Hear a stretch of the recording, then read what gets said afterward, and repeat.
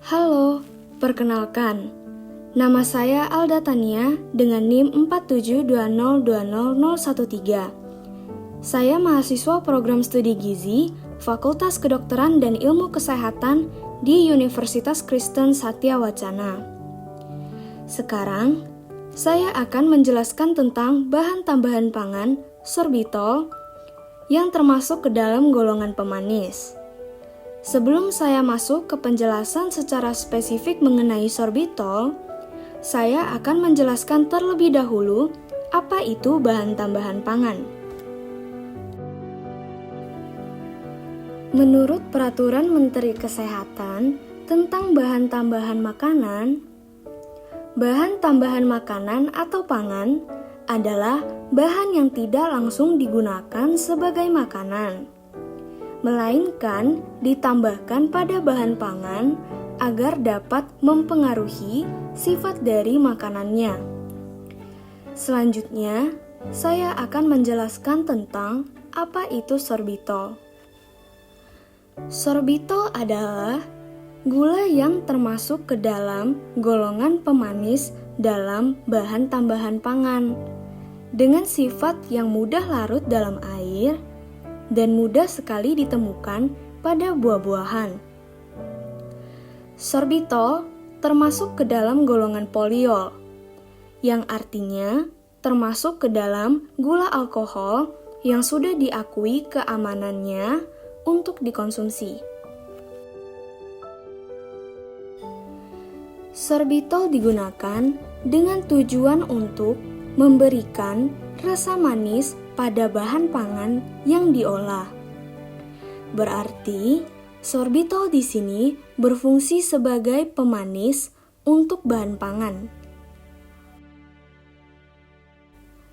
Bahan tambahan pangan seperti sorbitol dapat diperoleh dari toko ataupun e-commerce. Karena saya memperoleh sorbitol dari salah satu e-commerce yang ada, maka saya akan membandingkan harga sorbitol dari e-commerce yang umum digunakan. Setelah saya bandingkan harga-harga sorbitol dengan takaran yang sama di beberapa e-commerce, sorbitol memiliki rentang harga dari 75.000 sampai 115.000 per liter atau per kilogramnya.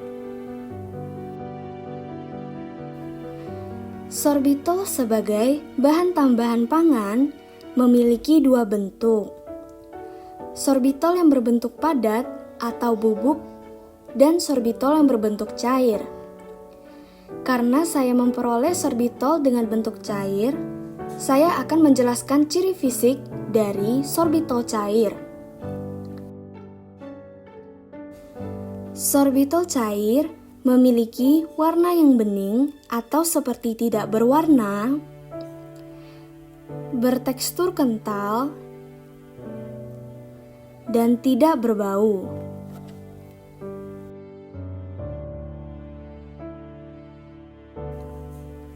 Sorbitol memiliki beberapa kelebihan atau keunggulan, yaitu memiliki rasa manis yang lebih rendah dari sukrosa, sehingga sorbitol lebih ditoleransikan untuk para penderita diabetes dibandingkan sukrosa.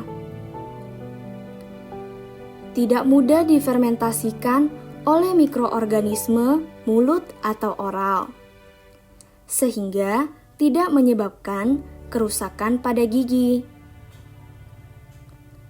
Secara kimia, sorbitol lebih inert dan kompatibel dengan sebagian besar tambahan obat. Dan yang terakhir, memiliki sifat kelarutan yang baik dalam air. Bukan hanya kelebihan-kelebihan saja, sorbitol sendiri juga mempunyai kekurangan. Konsumsi bahan tambahan pangan tentu harus menyesuaikan dengan takaran yang sudah ditetapkan. Tidak terkecuali sorbitol.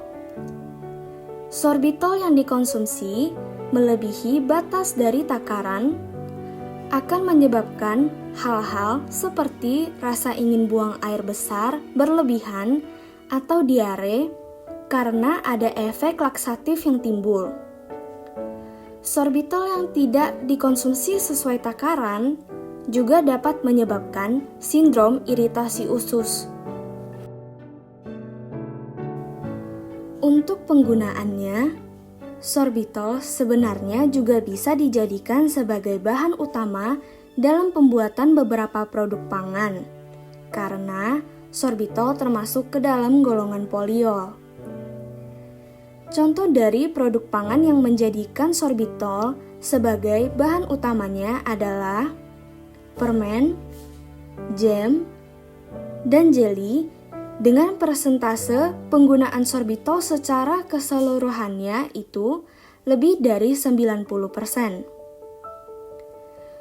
Bukan hanya banyak digunakan pada berbagai olahan bahan pangan, sorbitol juga dapat digunakan sebagai bahan tambahan pada produk-produk seperti pencuci mulut dan juga pasta gigi. Dan terakhir, contoh produk pangan yang menggunakan sorbitol adalah buah kering, jam, jelly, kembang gula, es sorbet, minuman berbasis susu, krim pasteurisasi, dan lain sebagainya. Sekian dari penjelasan saya mengenai bahan tambahan pangan sorbitol. Terima kasih.